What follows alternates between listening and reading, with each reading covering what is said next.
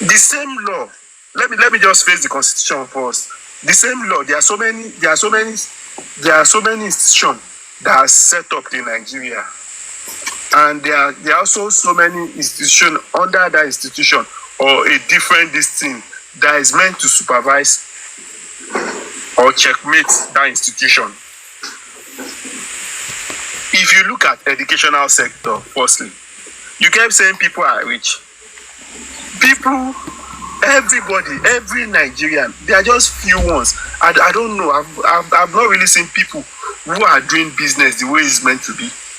If you look at abroad now, probably the Western world or most economy that is running, you see companies, people normally pass wealth, generational wealth from their grandfather. You see somebody owning a farm, and they've been running that farm since 18 something.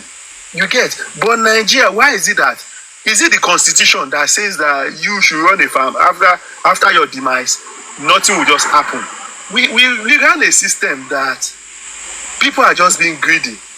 You get it? We are running a system that somebody will go to China. Somebody will go to China. The same person that went to China to import will be the person to distribute. Will it be the person will be the accountant of this thing? People are making, one person is making the money that over 200 people are meant to share. And we don't see it as bad thing. At the end of the year, you see people building houses that they are not going to live. And we feel that these things are right.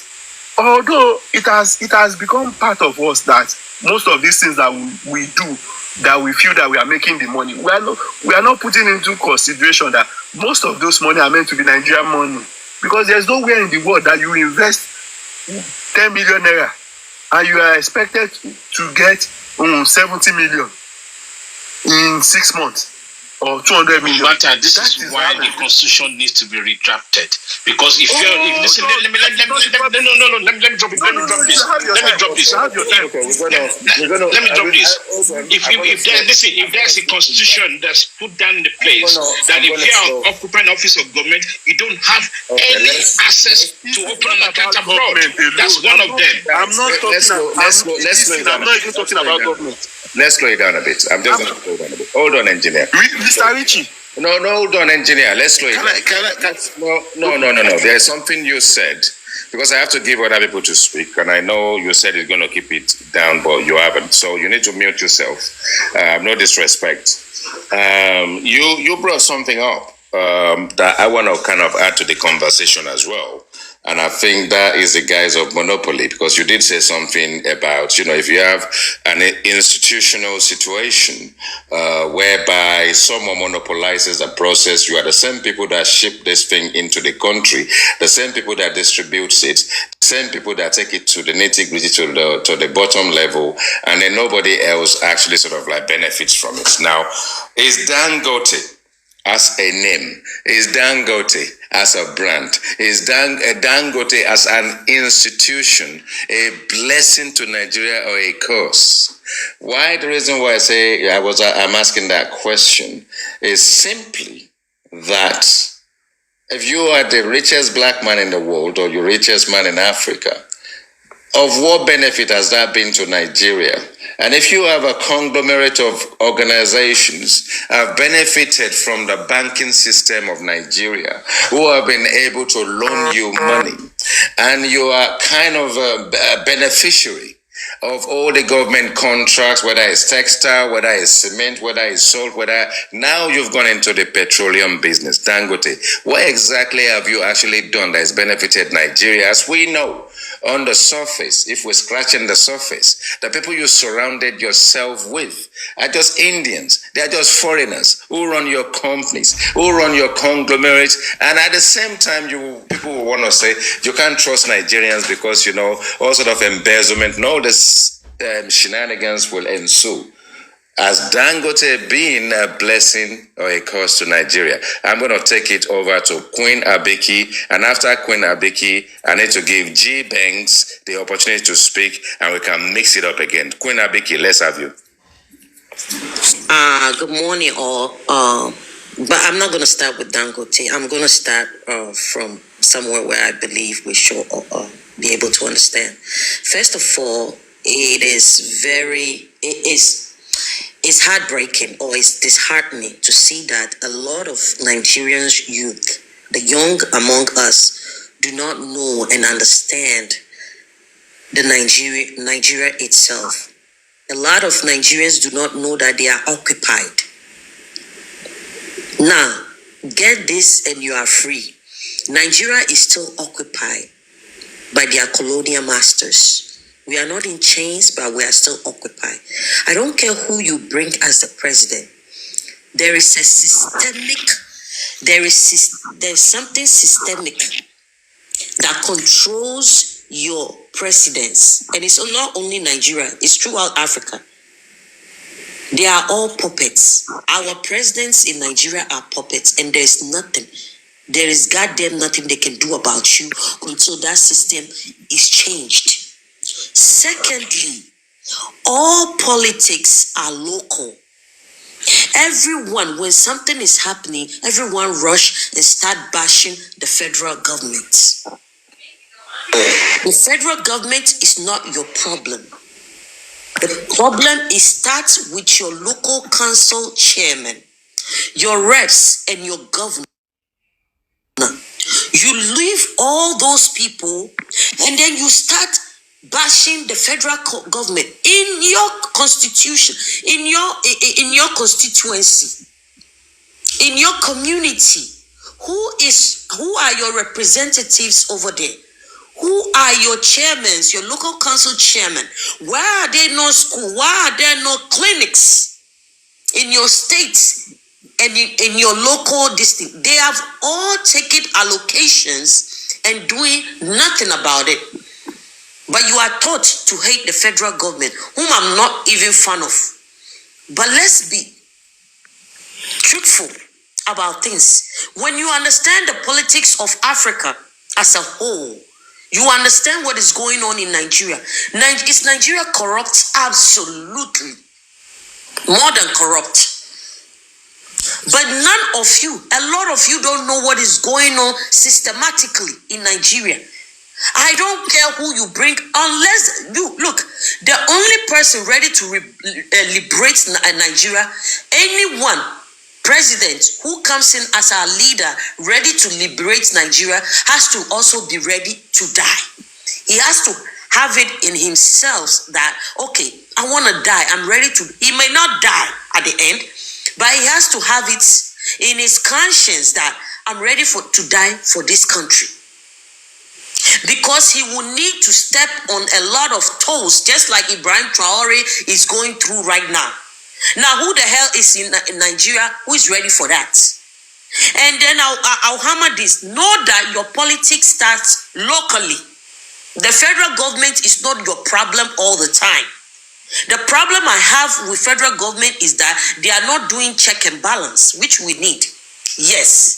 Anyone who is ready to represent the public and stand as a representative of the public needs to declare their assets before they take any seats. One thing I would recommend that as Nigerians, we don't have the luxury. I think we don't need the Senate and we don't need the House of Reps, because all I see them is waste of money and waste of time. They don't do nothing in both chambers. So before you come out and start yelling, screaming, understand the politics of country, understand the system, know what is going on before you come out and think one individual is holding. No. And we have constitutional rights. We have a lot of things that even us, we don't know about and we don't check into and we don't make use of them. And then therefore we see as, oh, someone is controlled, someone is somewhere, some figure, I don't know how to, is someone sitting somewhere and controlling everything. Even your leaders are being controlled. So let's take a look at the Boko Haram thing that is in Nigeria. Who is sponsoring them? Who is giving them all the cars, all the vehicles that they are using, the ammunitions that they are using? Who is sponsoring that? You don't even know. The unrest in Nigeria, the unrest that goes on in the northern part of Nigeria and elsewhere in the middle belt is profitable to some in the Western world. Your leaders would never be effective until there is a revolution. It doesn't have to be a military takeover. It can be a civilian we vote in who has a heart and say, no, I'm not going to take this anymore from you guys. Nigeria is a capitalist system at hand. And the only people who are benefit are the rich, and the rich will get richer. We don't need capitalism in Nigeria. We need social democracy in Nigeria because we have too many poor people in that country. Now, I'll yield my mic for now. I don't want to go to justice for Mohbad, but this, I'll just give you a brief of what I know that is going on in Nigeria. And a lot of people need to go back to their book and study the geopolitics of Africa before you come out and be yelling and, why knowing absolutely nothing about what is going on in Nigeria. Your leaders, I don't care whom you bring in, cannot do anything. The system is not run by them. They are encouraged. Why do you think they take our money, they loot our money, and they are encouraged to bring it to the Western world and invest there? And nobody, these Western leaders who claim that they have some love for us or they are checking our leaders for us, they allow them to invest those corrupt monies in their own country and say nothing about it. They take our most corrupt when we get to them and give them safe haven in their country. Think, Nigeria, think before you speak. Thank you.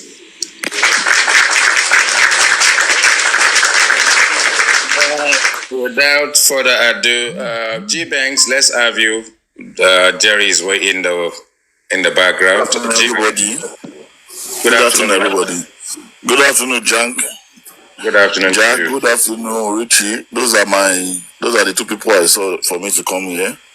I'm not even the host. What are you doing here? We were friends, we were enemies, and sometimes now we are friends again. We are all under justice from Mohbad. No, we are. My own is not much. I won't talk more than 2 minutes, and I will talk as someone that is on ground. I stay in Abuja, and I'm a civil servant, and I will tell you the problem. This is my 16 years in civil service now, although I worked for a private firm before joining the civil service. But I will tell you the problem as it is. You see, you said Tinubu 2 years in office, what has he achieved? I can tell you some of the things Tinubu have achieved for the past 2 years. Number one is education sector. He has achieved, in at least for the first time, we are getting loans for students. I don't know if it was done in the 1960s or in the 1970s. But since when I was born, this is the first time I was hearing students are given loans. And he has achieved in getting ASU back, because before he came in, ASU was on strike for almost a year. And he has assured the Nigerians that ASU will never go on strike again. He has released a reasonable amount for ASU, 50 billion naira, for ASU to at least take care of themselves and get the infrastructure in federal universities getting right. Number two is infrastructure.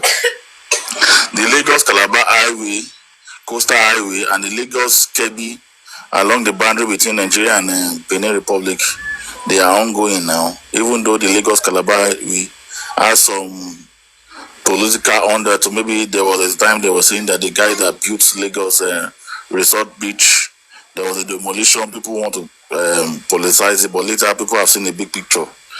The project has reached nothing less than 30% now.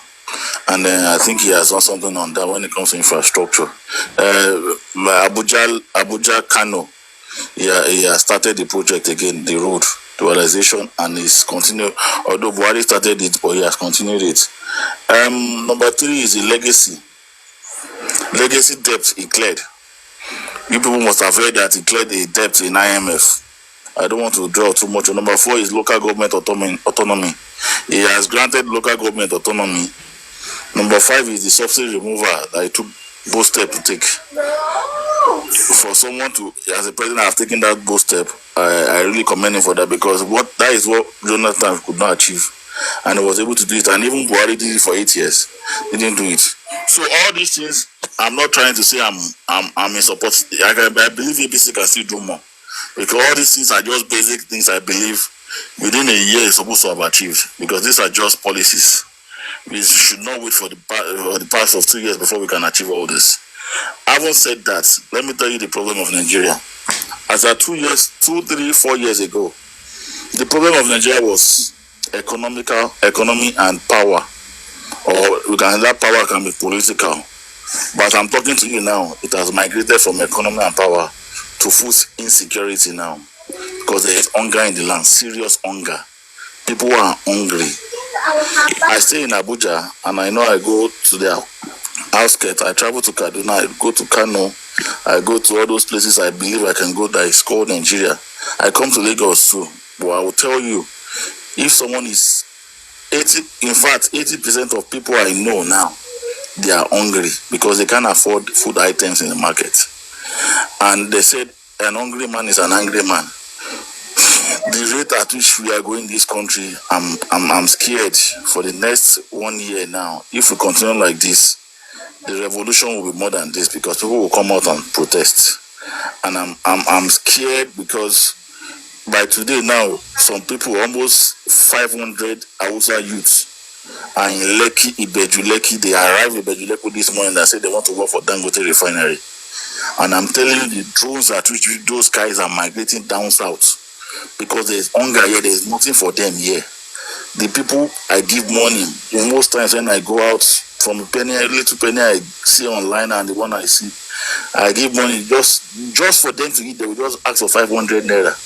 For them to even eat, no work, nothing. And we are sitting on a gunpowder in this country, on a keg of gunpowder, because the rate at which things are going, most northerners are migrating south, and the ones that cannot migrate among them are joining crime. And don't forget that these boys are Lumanjiri right from when they were born. No father care, no mother care. They just grew up hanging plates in their neck, and they became adults and discovered that, okay, they can make money from this. Some of them joined all these bandits, all these kidnappers that you see down south. They are all these boys. They know the terrain. They know the terrain those people use to migrate cattle down south. That is the same terrain they are using, and they are very good at the bush, more than any southerners. They can sustain themselves in the bush. That's why you see them kidnapping and walking distance in the bush. And this gunpowder has started affecting the southerners, because I hear now they have entered Ogun State. They started kidnapping in Ogun State. Small time now to enter Lagos. What am I trying to say? Hunger is the number one thing I expect Tinubu should have solved. That is agriculture, food security, any name you want to call it. Solve that. When you solve that, I believe the problem is still there. The corruption and everything is something that we can be tackled. But number one thing, if they are hearing me, please, the hunger is something they should solve first. Thank you very much. Let me stop here.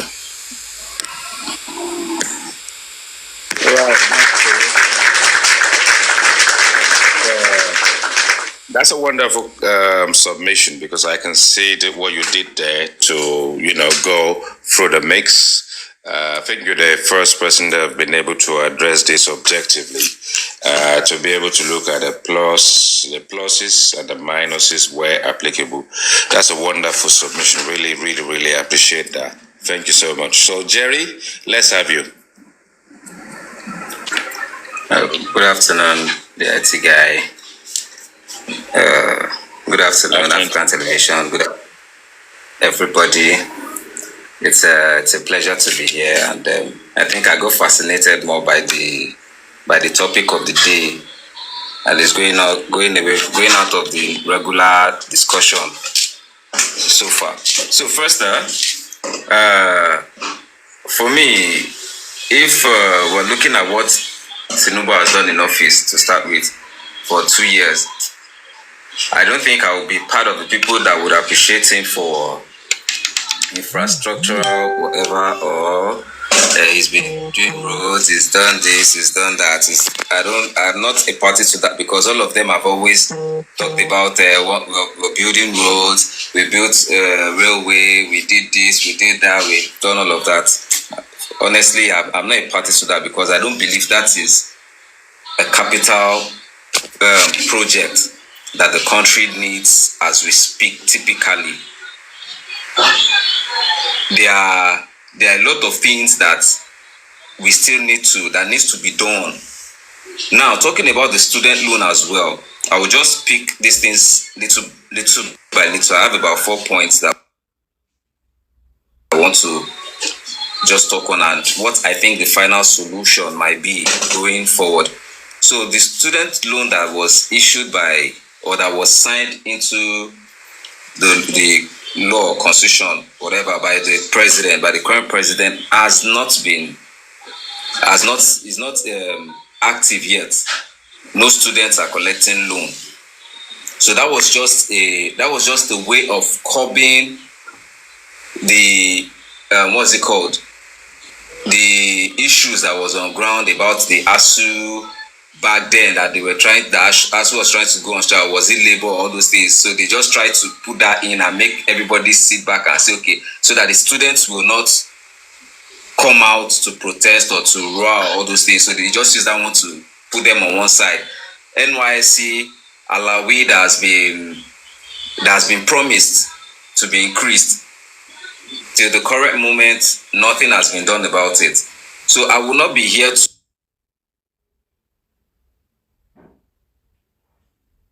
80% of Nigerians living in Nigeria cannot spell out what he has done visibly, things that he has done that is visible for the world to see.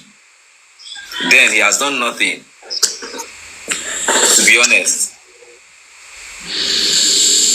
So he needs to do some more things. And finally, I would want to say, I think Nigeria generally we should go back to the times where we had regions, and the regions controlled their resources and their states.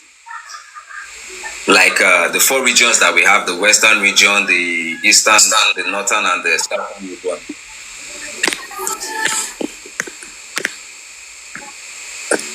So if we can go back to that, where the federal system now becomes like an overseer, then the position of the president will not be much of an aspiration for people to go and loot money, eat, and become belleful and just live there like it's a national cake.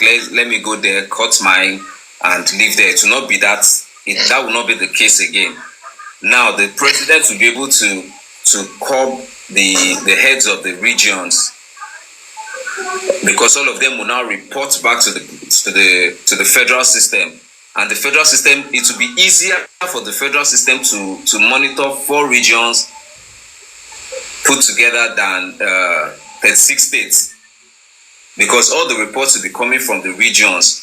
All the reports from the states will be coming to the regions. The head of the region would be able to, okay, we have allocations, we have a budget, this is what we want to do, this is what we don't want to do, this is how we want to do it. It's going to be easier. And by so doing, everyone will benefit generally from the national cake, if there is anything like that. Thank you.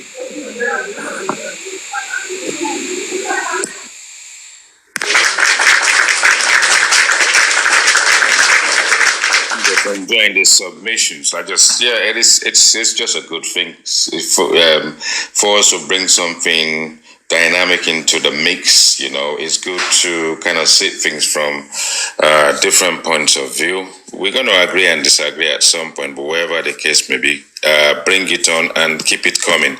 The system. Can we hear from you, sir? And please, IT guys, please, come back to your engineer. Please, let's take the line. No, I just want to say something. No, we're gonna come. I just want to say something. We are you can. No, it's not about. I just want. Well, you cannot just say anything. Suggestion. Come on, hold on. Suggestion. Even if you're gonna suggest to the topic. Let me speak first. Please, people, please take the likes to 15K or 15K plus, share the live and all that kind of stuff. Please, just assist me to do that so they don't take us offline. Love, share, tap. Just take the likes to 15K, share to as many people as possible. Okay, engineer, you have the mic again. Yeah, please, IT guy, please, I don't know if this is okay with you. If people are making their submission, please, if they are done, can they just suggest like solution? What they feel like is the solution to the problem, please? We don't do it that way there. You see, there are times when we do checkpoints. If we're doing checkpoint, we can come and just say, Tinubu, 2 years in office, way forward. That would be a different topic in its entirety. But I think this time around, it's just an opportunity for people to speak their mind, to hear their plights. Let's hear from people their frustration. Let's see things from people's point of view, because it's not everybody that's going to agree that there hasn't been progress. And yes, depending on your region, your location, how well traveled you are in the country, you may actually be able to enlighten us more than most. And that's how we're going to keep it fun. Because if we keep it sort of like two-dimensional, then we won't know whether we're coming or going. So we're just going to keep it real, get on with it as it is. So the system, let's have you. But thanks for the suggestion. But yeah, let's keep it the way we've always done it. The system, sir, let's have you. Yes, good afternoon, everybody. I was introduced to the topic by Father Abraham, and I've been listening, even though I haven't been up since. But I will start from where engineers started. Essay. I will start from where he stopped. Sorry, I will give my suggestion, and I will now use what we have as the system now to give the reason why I'm suggesting that.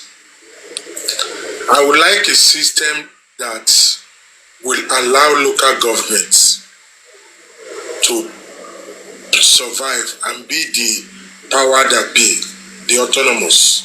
The state is a 419 system.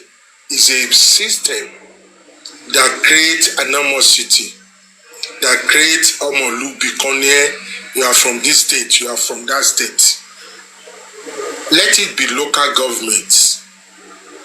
Local government, you can almost know everybody. It's much more closer to the people, like the borough system that is being used in Britain. It's absolutely for the people.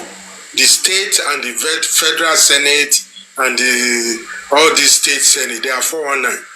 They are money guzzlers, and they create this problem.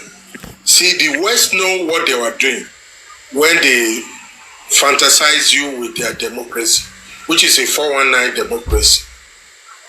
Look at what Traore is doing in his country. Everybody, I don't need to reiterate it. I don't need to explain it. Everybody can hear and see it. And that is what Nigeria needs. Look at how many years we have been independent, so-called independent. It's like the more we grow in our independence, the more we get dependent. Because 4 years ago, we used to have more electricity than what we have now. Now it's less. 4, 5 years, 8 years ago, we used to enjoy internet connection and everything. Look at what we have now. Even we cannot stay on this platform without being interrupted by our network. Look at what was the money 8-10 years ago. Look at when we were ready to finish Jonathan, I was part of the group that went to Freedom Plaza for about 4 or 5 days. Fuel was 65 naira, and I think he wanted to increase it. Look at what fuel is today. You see, the system is what is wrong. Is a 419 system, period. What is good for one person doesn't have to be good for another person. This democracy, so-called democracy, I used to be member of, not even APC alone, I used to be member of AD.